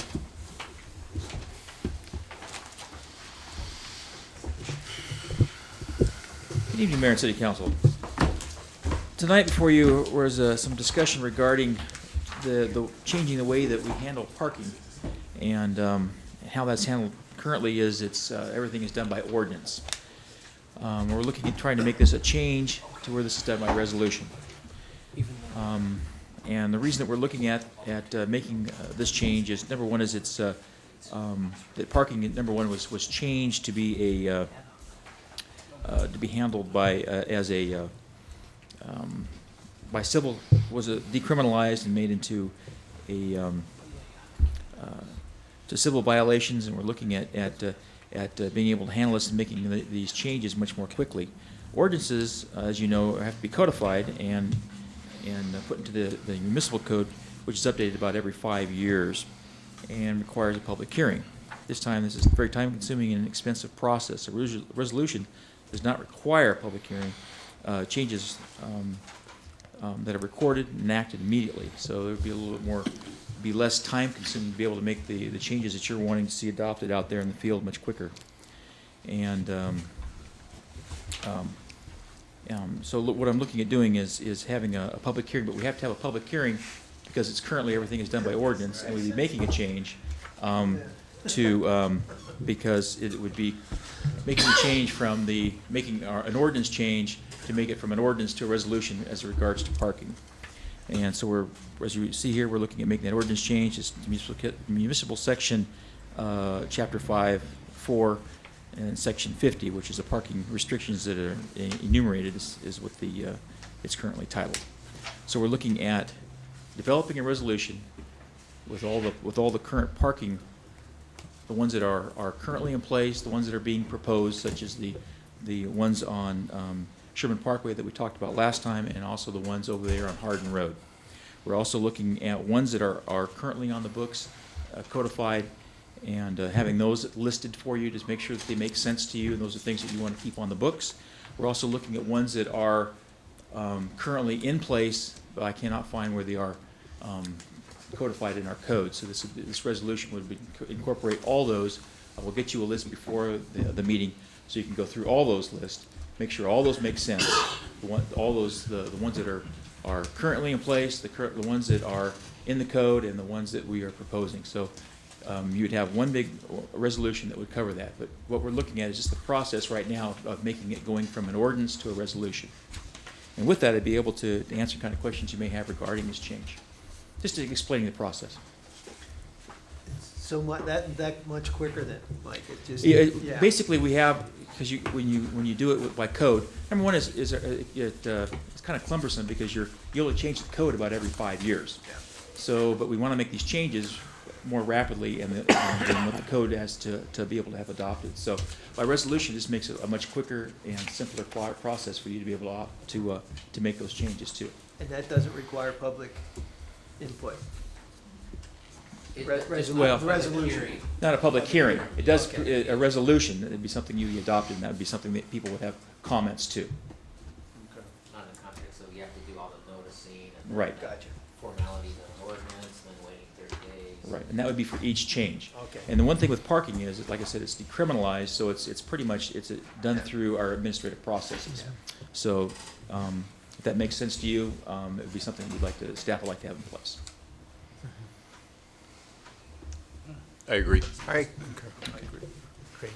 And I will be seeing you in future council meetings regarding this issue. And so, and I'm looking just, Discussion? discussion. Okay. Thank you so much. Okay. That's right, you're sticking around, huh? Item D, approve request from Newman Fund Run Committee to hold fundraising event. Let me just start, handed out earlier, a couple things were left out of your packet, a letter from the committee, and also a letter that the chief circulated to the business owners in town requesting their input. And be it known to me, the chief had put my phone number on here. And I actually only got one call from a business that was just concerned about alley access on Saturday. Are our mics working, Bob? Oh, He's gonna talk. I don't think they're working out here. They're not working out here. They're not working out here, I don't think. That's okay. We won't. Anyway, I think I've got a few things to go through. I just wanted to start out with that. Then there's some new regulations that our attorney has just told me about committees and if there's boards and stuff. This is kind of, we don't really have a committee, fund run committee. It's like an ad hoc committee. Myself, Mike Maldonado, and we beg our wives to help us for this fundraising event. So Tom assured me that I don't have any conflicts. Okay. These fundraisers actually cost money, but I'm happy to do it for the community.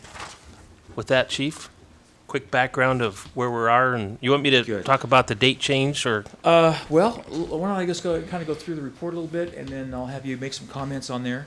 The mayor did make one notification that we're looking at, is that I did go around to each business downtown. We had it in English and in Spanish, so they were able to, because we do have some business owners that are Spanish-speaking only, so we were able to hit all the businesses that are downtown. I can tell you I didn't have any negative comments that were made to me directly, but this wasn't asking for any comments. It was just notifying them of this meeting. And that's all the downtown requirements require for this event because it's an ongoing event. As part of your packet, I did make sure that we had the standards for downtown events that we adopted in October. So you'll be able to see some of the reasoning behind some of the requests and the things that were mentioned under analysis. But let me just go ahead and start off with the event. Background on this is basically this is the 10th annual event. It is, the organizers are asking for the date of Saturday, October 16th. The event was changed from its traditional. June. I'm June. sorry. June 16th. Wow. Okay. If I could read, I'd be dangerous here. The event was changed from its traditional date during Memorial Day weekend to June. The event organizer is aligning this event to coincide with some of the Modesto Graffiti Night events. And this year's, in past, they've raised about $10,000. Chief, not to interrupt you, but also Okay. to accommodate the Newman Festa, that we had this problem every 2 or 3 years. We overlapped on the same weekend as their festivities. Right. And their festivities are both Saturday and Sunday, so. Correct. It was kind of a two-folded thing that the date was changed. Okay. Good. And then also the proceeds for this event, because it is a fundraiser, are going towards Bailey Rocha, an 8-year-old Newman girl who's diagnosed with leukemia, for her medical expenses. As you can tell, it's a well-attended event. It's a combination of motorcycles and classic cars. I do have both of the co-chairs here, Mike Maldonado and John Panazia, to kind of go over those other details. Under analysis, you can kind of see here that took those guidelines, and then I also took down some of the concerns that we might want to have to address as a council. And first is the date that's being requested is a Saturday, which kind of conflicts with the guidelines. The guidelines state that the event shall be on a Sunday and single-day events, and Sunday and Monday for 2-day events. Secondly, we're looking at the $1 million has been changed to a $3 million, and I've already talked to the organizers, and they have assured me that's going to be in place without any issues. Third, and is that the organizer deposit funds with the city for 1/2 of the estimated cost of police services. But this may not be an issue as we kind of go through this, as fundings are going to be requested from the city council, and if they are granted, those funds would be already in place, and that may not be an issue as far as putting up the deposits for the police services. Fourth is actually funding, and I will defer that over to the organizers after I make a couple of things here. They're going to be asking for some funds out of the community promotions account.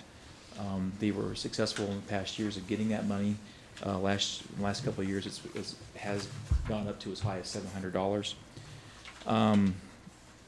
The fifth is accountability for the funds that are raised, and I'll leave that up to the fundraiser to kind of go through that. We've already stated that the funds for this year's event are going towards Bailey Rocha. And six is the notification of the downtown businesses, and as we've said, I can assure you, I've hit all the businesses in the downtown area with this flyer, as the organizer, John Panazia, I know, has also been in that downtown area, talking to the various business owners. The restaurants were particularly excited about a Saturday because they typically don't do a whole lot of business on a Saturday for lunch.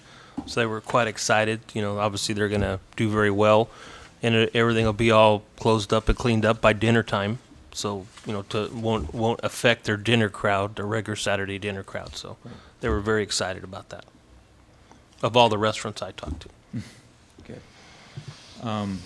We're also looking at number 7, which is also a part of the guidelines, was a $1,000 cleanup deposit. Again, as with the police services, I was looking at that might be already handled through any funds that the city may provide towards that event. And the last one is basically, in the past, the police department has been able to utilize to kind of keep the costs down, payback days and things of that nature to try to keep the costs down. Problem that we're having with this year's event, we've already used 2 of those days for the Newman Fall Festival, and then I have 3 other days that I'm going to have to utilize for training. Part of that being mandatory training instead of utilizing our overtime, which I'm surely using up as we speak to keep our streets covered. So with that, if you can look there, we also have the staff recommendation, which pretty much goes over all the different things that we've done in the past years. Their request for the closure of the downtown from Merced to Kern Street, use of both city parking lots, the large one that is next to St. George, and the small one that's right next to the barber shop and the tank. The event is looking at going from about we put down 6 a.m., but I think that's pretty much just to keep the streets pretty well cleared up. I think the event actually starts at about 10 o'clock, John? Yeah, 6 is just kind of like start setting up. It's just hard to get cars off right at the exact moment to be able Some to of make the that local work. organizations that, do food in the parking lot, they start setting up early and getting their barbecues going and different things like that, so. Right. So what I'm looking at is, in the past, we've been able to keep this cost down, and that really equates to about $800 for about police services. There's about another $150 that was done for with the use of barricades that it had to be a rental because the city does not own as many barricades to cover this kind of event. I'm looking at without the payback days and such, that we're looking probably closer to about $1,500. And I'm kind of equating this to what we ended up having to utilize when we had the Mexican Heritage Day, or I can't remember what the name of that really event was, but we had about closer to 3,000 on that event, but it went much longer time length. So I'm looking at that as the number of personnel, what the cost is going to be, and I know it's not a hard number, but that's my estimate at this point. Mike, and for that event, how was that overtime paid for that event that you just mentioned? Did that come out of your budget, overtime, or did they pay for that, police services? Well, the reason that we're looking at the deposit down there is that we did not receive any funds from that group. So that's why we put the deposit up front. So we took that hit in our budget. And we were supposed to receive funds from them, is that We were, correct? that's correct. That's why one of the requirements that we put down there is the half of those police services up front. Will they be coming back asking us again? I guess they can. Do you think they will? I don't think so. But they will be looking for your approval. Unless they pay their bill. So, Yeah. You get charged interest on that too, I hope, Kim. So with that, I'll open up to any kind of questions from the council regarding this event. I'd like to also say that in the 10 years that we've had this event, we've had very, very minor incidents that you can hardly to mention. Everybody seems to have a very good time, and it's always well attended. So. You know, it is a great event, and it is well attended, and, you know, I've had to work it every year except for last year. I guess I don't want to be negative because I think it's a great event. It really is, and it's a great fundraiser. One of the issues I have is right off the bat, we're already conflicting with our new guidelines that we put in place, and I don't know how we're going to get around that when other people come to us. Secondly is, you know, the cost involved. You know, you have to have law enforcement down there. And I think, if I remember right, I was at that meeting, we told the other organizers specifically that they were responsible for paying for the cost of law enforcement.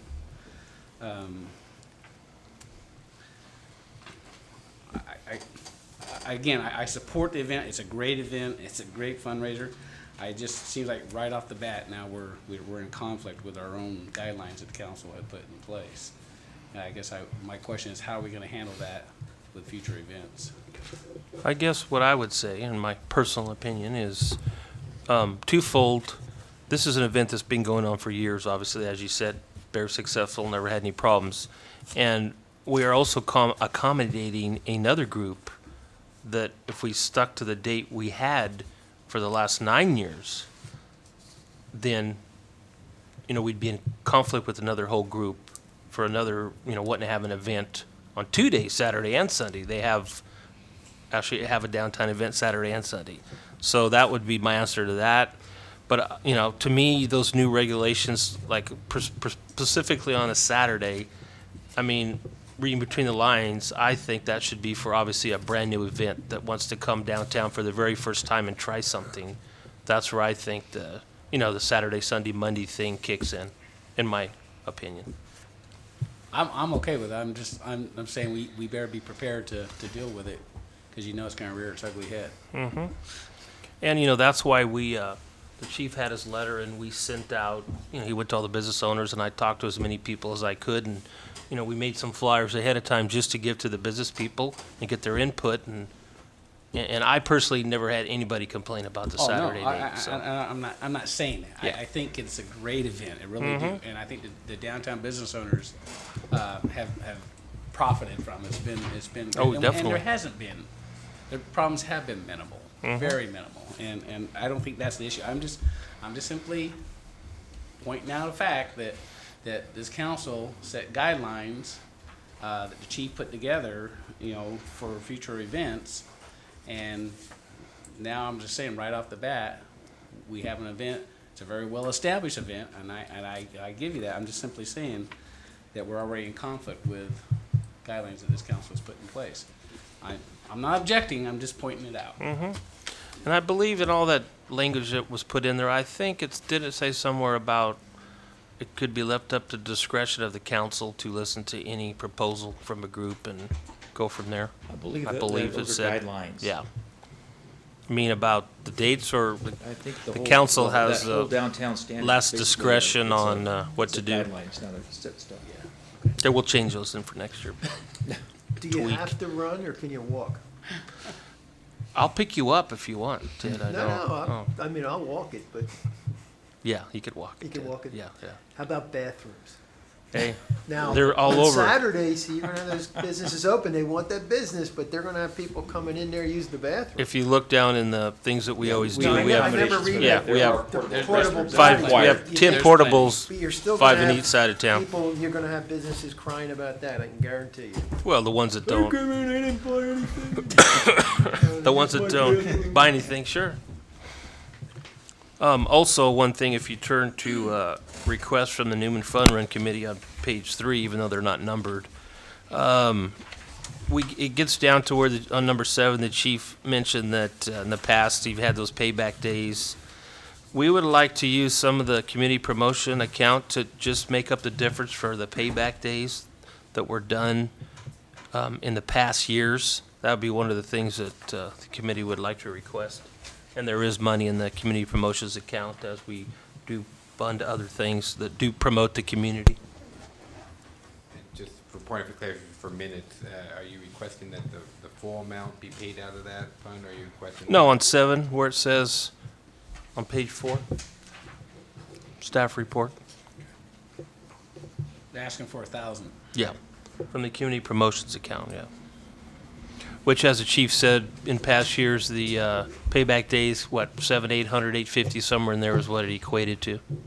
If you had to get a Yeah, but I dollar had amount other on it. overtime that was also part of that as well. We had reserve officers and we had other officers that were on. But I'm asking overtime. the payback days, just those without the other stuff, came to about 800, 850, somewhere in there. Right, because Yeah. normally we were able to do it for about $800, and now Right. we're looking at almost double that. Gotcha. Because of there's That's no correct. payback days available. Yeah, that's what I was getting at. Yes. Because there still will be a cost, obviously, to the committee. We're just trying to get to where it was past years. Right. Is And what it's the just an request estimate. is. It's not set in stone. I can't. Yeah. Yes, Dave? Is that community promotions account the same as business license surcharge fund? No. Michael, as a councilman, don't we have some discretionary funds each councilman has to use it there? Yeah, that's the community promotions account that Okay. it's being referred to. That's what I thought. Thank you. How much is in that account? Do you have any idea? At this time, there's in excess of $2,000 remaining. For this fiscal year, For the right? fiscal year. For the Yeah. rest of this fiscal year, that's correct. That's all I had, unless council had some further questions for me or from Mike or the chief. Just one question. Since you're the mayor and he's a good friend of yours, why are you last in the agenda and make him sit through all this? Because I don't want no special treatment even for charity events. And because he used to live in Fireball. Oh, that's what it is. Because I don't make up the agenda, so that's just the way the bells fell, and that's what happens. Sorry, Mike. I believe there may be a couple of people that want to speak regarding this issue. Mr. Naveau, would you like to speak, or?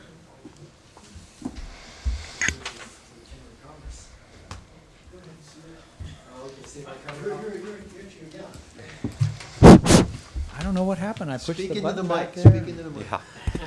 Yeah, it's not, you can't.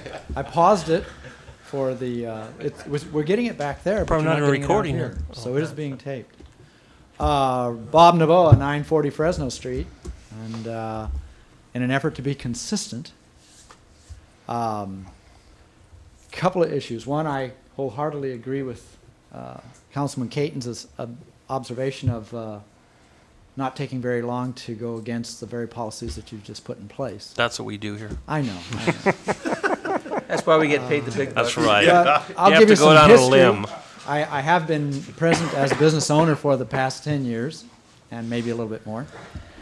And early on, when this event started, we saw it certainly as an opportunity for business and decided that we would, in fact, open on Sundays for the fun run. And I also agree with Councilman Caton's observation that this is an excellent event, and certainly the cause this year is more than worthy. However, the first year that we were open, we really didn't generate a whole lot in the way of traffic in our store. Certainly none of our regular customers were in.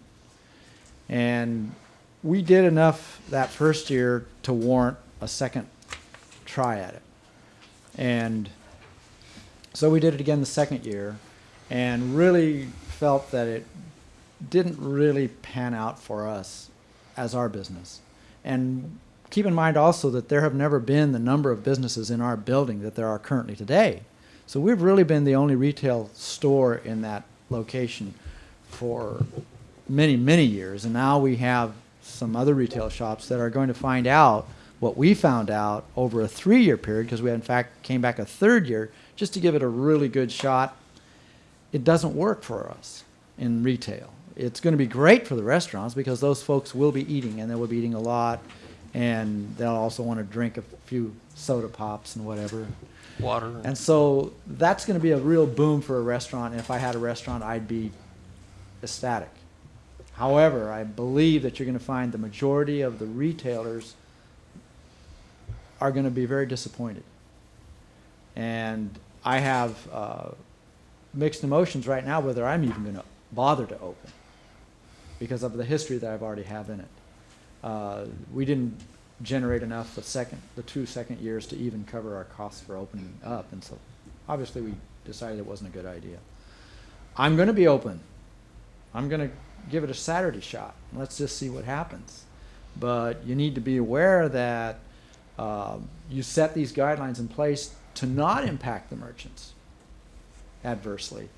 And so we're going to find out. You know, if you folks approve this tonight, we're going to find out. And so you may have a real uproar the next day or that coming Monday for all those folks that are open on Saturday that find that there is no parking anywhere close to town. They're regular customers that patronize them on a Saturday. You're not going to see them. And so it is an issue for us that are open on Saturday, and I hope it works out better than it has in the past. No, Any questions? appreciate I'll be your happy to comments, answer. Bob, yeah. And as I said, we circulated that letter, and the businesses that I talked to other than restaurants, most of them were excited. Some of them did very well even on the Sunday, the Ace Hardware and different things like that. People were always looking for a lawn chair or a hat or a bolt or a nut or whatever. And even your competitors, of course, they're new to town across the street, but they were quite excited. Yeah, and we'll see, as I said. No, yeah, we'll see what We're happens. going to hold yeah. the door open, and we'll see what happens. Maybe you need to get more motorcycle things or something, or car pins or something. I don't know, Bob. Isn't this the only year it's going to be? Who? This is the only year it's going to be on a Saturday, right? Well, I mean, can't we're not sure. Fix it next year for a Sunday, unless it really works out Like I well. say, the main thing we were twofold: try to tie into graffiti and and we're accommodating the Newman Festa that they don't have a set date every year. They go by the church calendar. So like every 2 or 3 years, we fell on the same dates. Yeah, even though we had the same Sunday for years, every 2 or 3 years, then it would conflict with them just because of the way the calendar went. So, David. Yes, Dave Reed, Newman Chamber of Commerce. I didn't find out about this date change until yesterday evening. So I had a short period of time this morning. I did stop at Mr. Novoa's place and the hairstyling place there on Fresno and the bank. And Bob is just kind of waiting and see what happens. I thought, though, I'd get more negative response from the merchants I did visit, but the hair place thought, well, people come in, get a haircut or whatever, styling. And the bank is closing more for security reasons than anything else. Yeah, they were one of the first ones I talked to, yeah. and they were happy to close for a Saturday because some of those girls have to work every Saturday. But Yeah, that's no, another story. That's but what I told yeah. Chris. He gets a day off. But Actually, anyway, County Bank is happy. They're going to stay open. They actually have an old car that they promote that has County Bank on the side, and they're bringing the car, and they're kind of making it part of their entry to and town. But I hadn't talked to Ace or other ones that would be primarily impacted. But I agree with Bob. I think it's something to look at, and if it really has a negative effect on the businesses other than restaurants. Sure. I think we should look at it next year. Absolutely. I would agree 100%. Give it a shot on a Saturday and see how it works out. Thank you. Thank you, Dave. Any other council comments?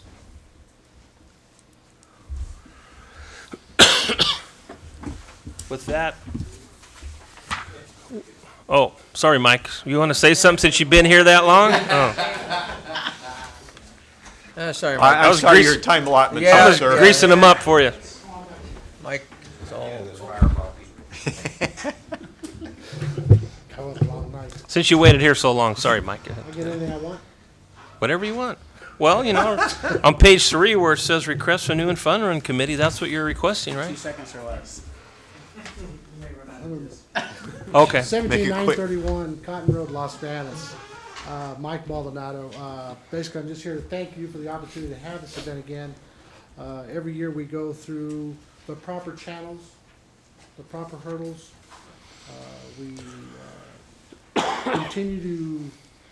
continue this event with your support. And without your support and without the city, this event wouldn't happen. And with Chief Brady and his staff doing what he can do for us as far as cutting our expenses down, it's great. So at this time, I want to thank you for everything, and it's a tough road to put this on. And there's only 4 of us, like John said. There's only 4 of us, and we do have a lot of help this year already in place. I do work in the area. I was having dinner tonight. The lady says, "When are you going to bring my flyers?" I said, "Well, I can't bring you any flyers until I get to this meeting and we get the okay." But probably not. That's just one of the restaurant owners. As to time, date, and location. Is that at the museum? Is that where It that's is. at? Yeah, I think I got something. And business attire. McHenry Museum on McHenry Museum there on I Street, Oh, Modesto. in Modesto. Modesto, yeah. So as soon as you get an opportunity, let Mike know. I think there's probably a deadline on there. But he just like, so we can RSVP. Yeah. And that's all that I had today. Thank you, Michael. Do you have the time on that? 5:30. 5:30. Mary, I'm not gonna be able to make it if you wanna take that. Mary, Ted can't go. You could go in his place. Do you wanna just tell them you're Ted Kelly? They wouldn't know.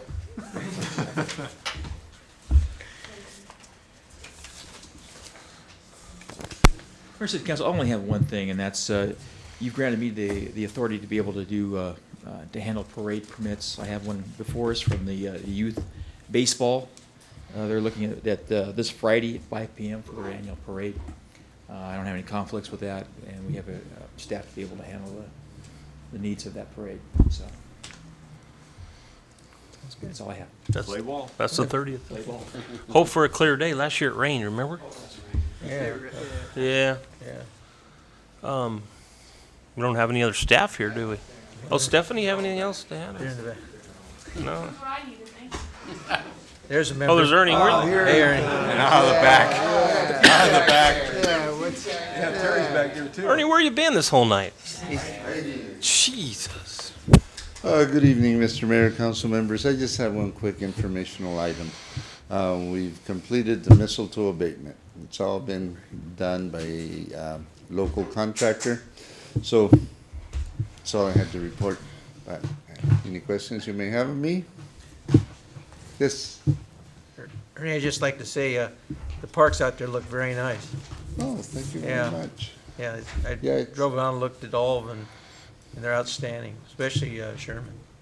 It's working out really well with the new contractor, so we're happy. Yeah, Carson's looking real good too.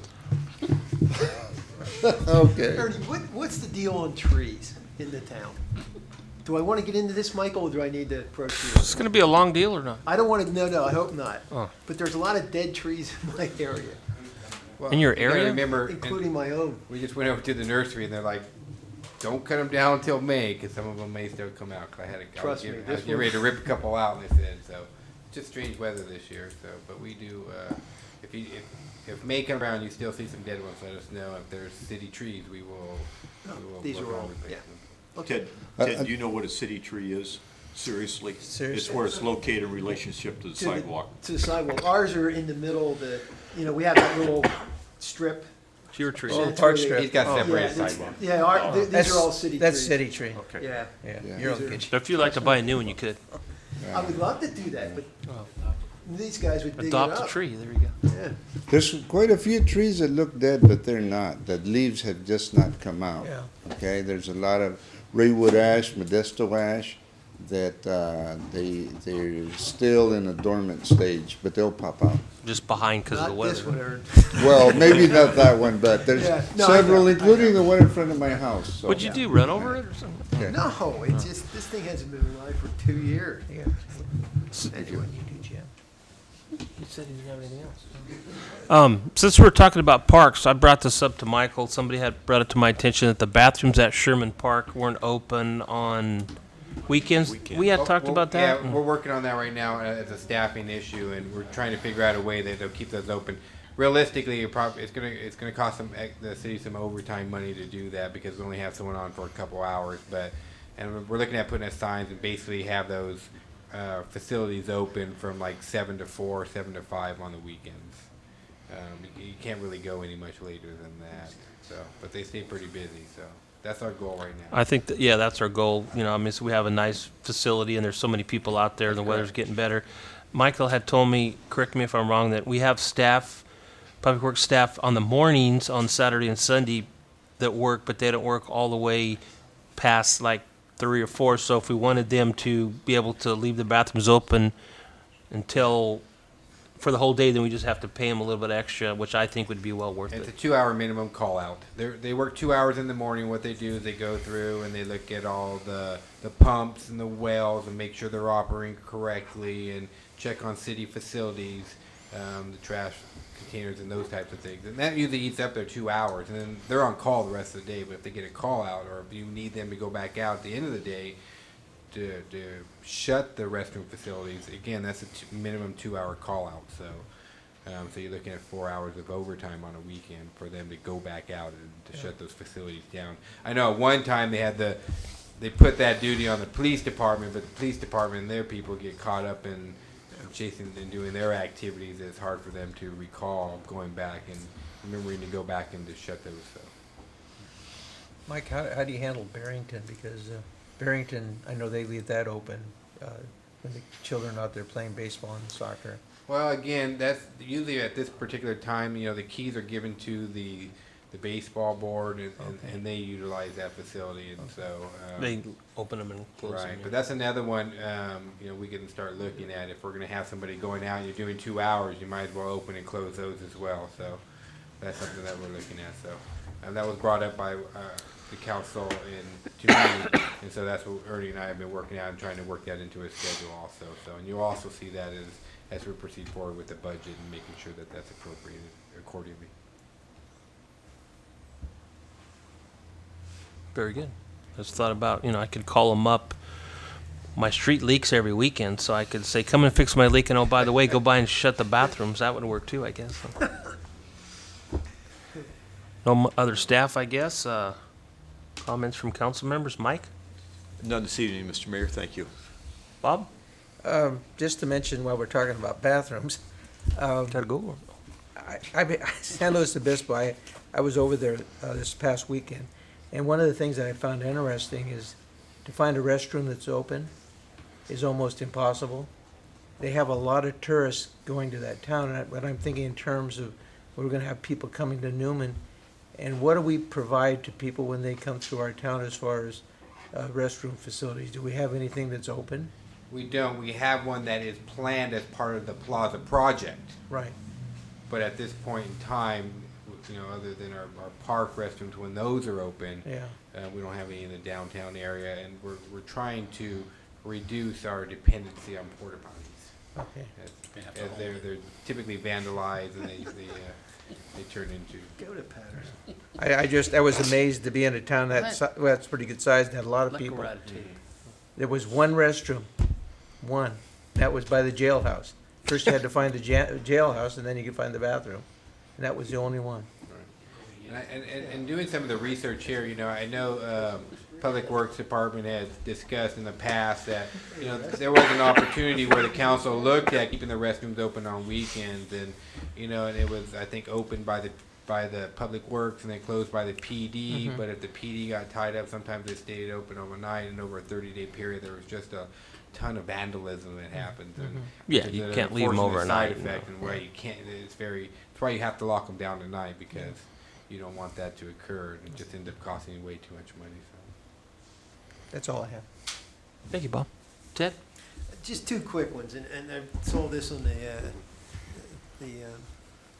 report, but Black Hills Ammunition. What, is that buying bullets for the police force? That's correct. Oh, good. Exactly what it is. Gotcha. Then there's another one, Mike, it's it's almost $4,500 for, it says business cards, but then next to it it might be a miss thing, but it has lodging, computer supplies, lodging, Business registration. cards. You're looking at the warrant. It's a list. warrant. Should we tell me more? It's a warrant. Huh? Oh. Yeah, that's probably a misprint in terms of Yeah. vendor name. Yeah, it's so- 45,000 instead. Every employee got new business cards. Hey, I'll No, bet. those are council business cards. Yeah, right. Don't go there. Don't go there. That's a trip you took to Florida. Try to prompt that up on Disney us. World. How did we get That's lodging that in closed business session you card? had in Hawaii. It's the only one that can print them. Is that it, Ted? Thanks. Ed? In the interest of time, nothing. Wow.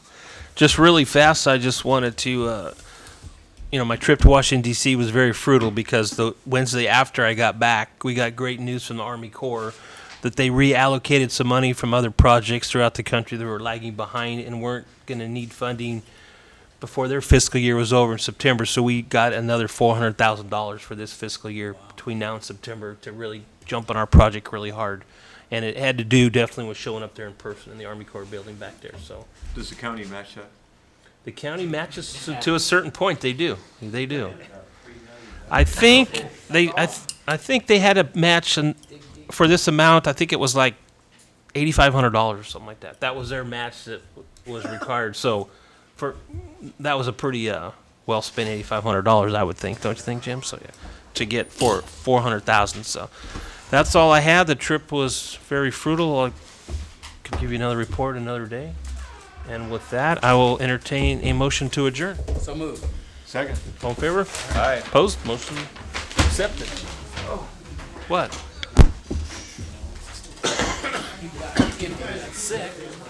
Yeah, sounds American Idol. Come on. Put it on.